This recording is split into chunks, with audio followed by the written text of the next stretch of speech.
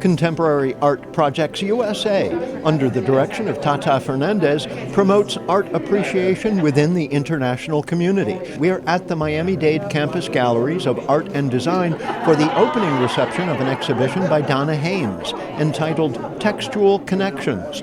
I'm Jeff Vogel with the artist. Donna, I hope you are having fun tonight because everybody seems to be really enjoying themselves. Thank you. I am having a lot of fun, absolutely. Do you know how whimsical some of your art pieces are? They're all very about stories, but I do have some of those stories that I want. I don't want anyone to be so serious. We've got to take a little light side to life. They all beckon the viewer to come closer because the closer you get, the more you discover. Mm-hmm. Did you know that? Yes, that was part of my intention, to kind of lure you into the story, give you little bits and pieces, and then hopefully you'll come in and really interact with the story.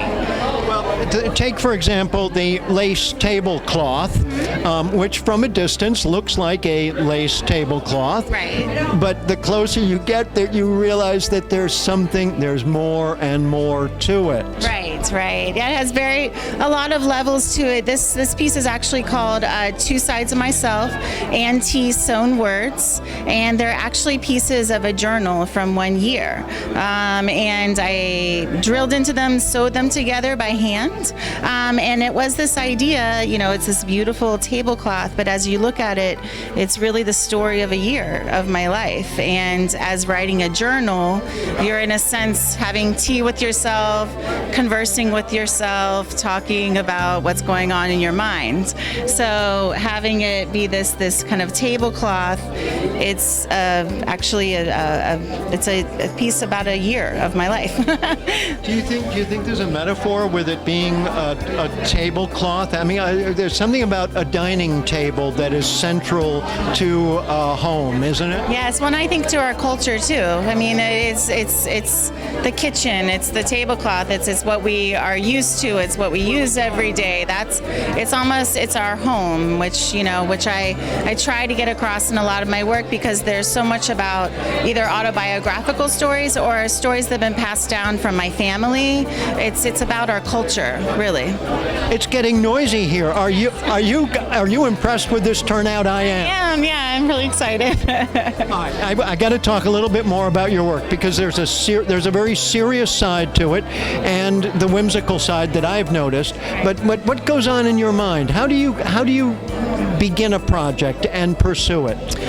The catalyst usually starts with, like I said, a story, an autobiographical story, a story that's been passed down, or it could be simply a story I was having, with a girlfriend.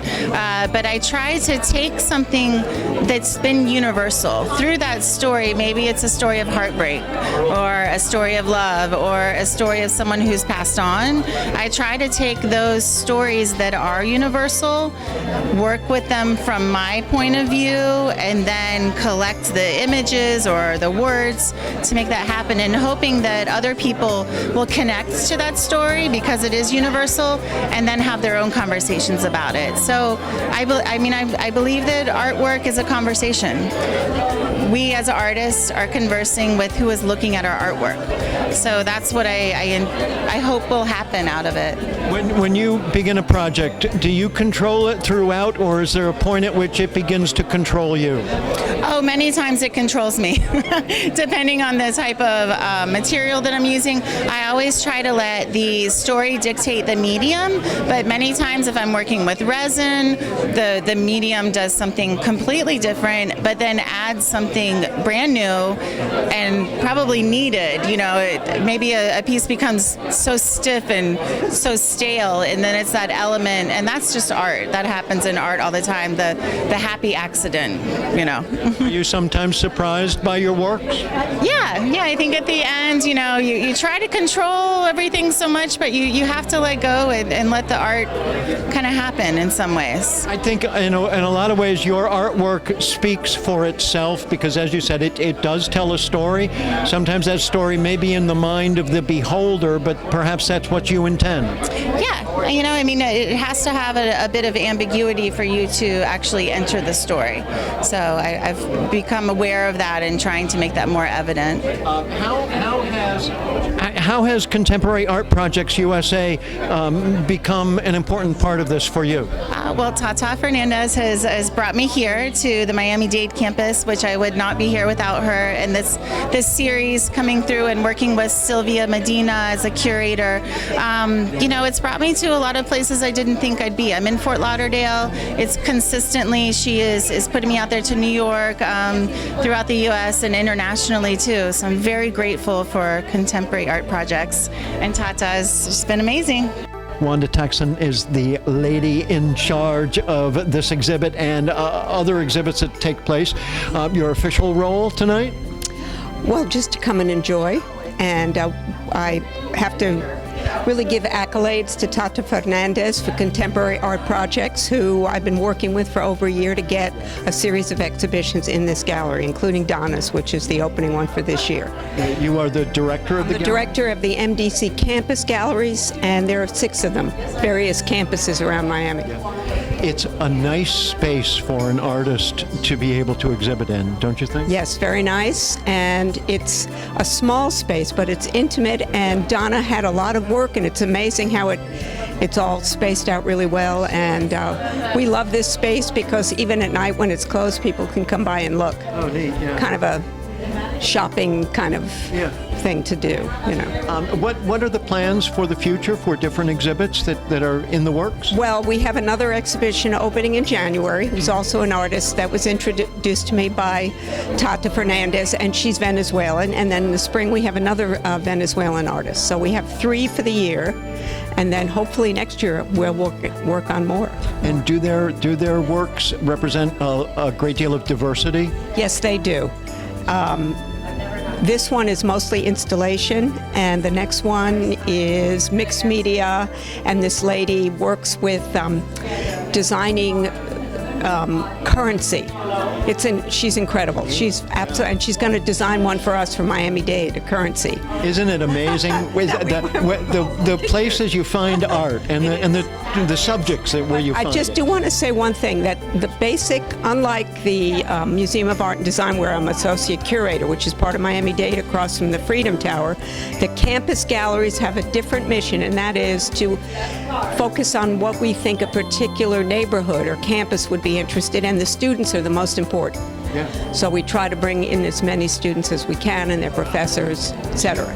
So you really are customizing your gallery to meet the needs, interests, and desires of your students. Of the students, absolutely. And there's so much art out there that you really can't do that. Yeah. You really can't focus on the diversity of a neighborhood or the student body. Anna DeMay, Executive Director for MDC West.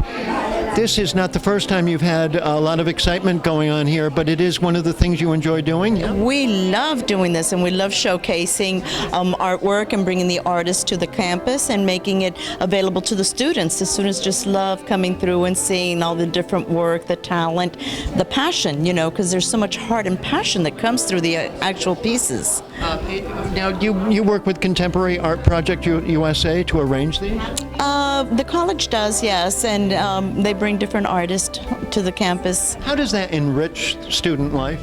It's so incredible. They combine, they have all types of opinions, like, don't like, favorites, not favorites, understand, what is it, interpretation, and we even bring it into our economics classes. So how does it impact the economy, cost of art, how do artists charge?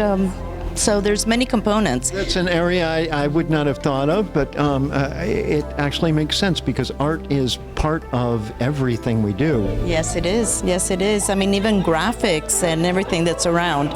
So I'm thinking, the decision which fast food establishment to pull into is triggered by art often. that is very true. That is very true. We are influenced by it all the time, in color and everything. Yes. Is the main purpose of a campus like this to get students to think?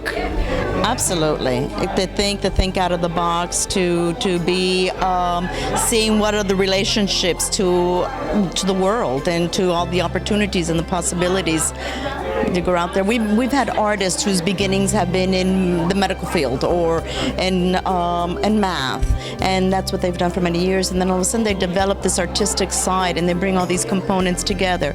So it helps show and bring the fact that there are pieces that are important that create the art. So it's not just the artistic part, but it's also that math piece or that economics piece. I thank you so much. There's a crowd beginning to gather, so I'm looking forward to this opening reception tonight. We are also. Thank you so much for coming and being a part of it as well. Dr. Harrison joins us, and this is an exciting evening. Why is it important to have nights like this? Truly important, first of all, for our students. We serve approximately 7,000 to 8,000 students here at MDC West every year, and our students have the opportunity to be exposed to different genres of art. And so with Donna Haynes here, this particular artist, she brings a distinct level of art to our campus and for the enrichment of our students and the community. So the importance really is for our students, but also for our community to come into our campus and also be enriched by this experience. A lot of people would say that art has nothing to do with learning. Oh my goodness. Art really allows you to expand your mind, I think, personally.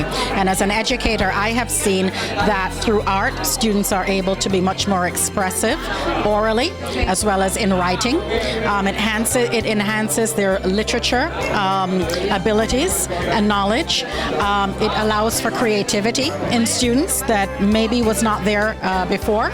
And it really allows them to traverse the world in one place or in one gallery, so to speak, through the art. Mr. Mayor, this is an exciting night, isn't it? Yeah, it is an exciting night. All the showing here, the art pieces that I hear are astonished, and really it's different. It's something different. And the most things that I like, or the things that I like the most, is that it's happening in our city of Doral. It's amazing because we've been praying for this for many days, and it's something that we dream, and the dream is coming true. How do events like this make Doral an even nicer, better place to live?